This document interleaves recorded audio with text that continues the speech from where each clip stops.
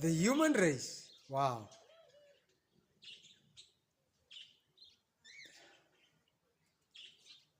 We should not dichotomize what God has intricately put together. The human race is supposed to function like a well-oiled machine. But when we look around us, what do we see?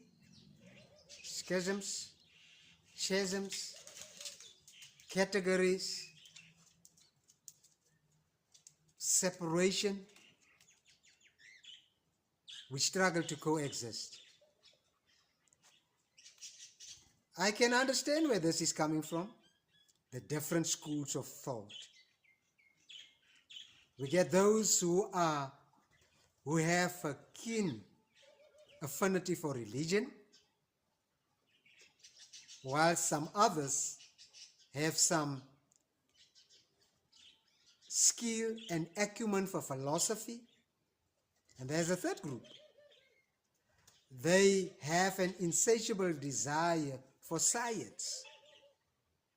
And because of these different schools of thought, instead of finding a symmetrical position where we can all work together and grasp, learn from one another, and get perspective, instead, we dichotomize what God has intricately put together. Let's work together.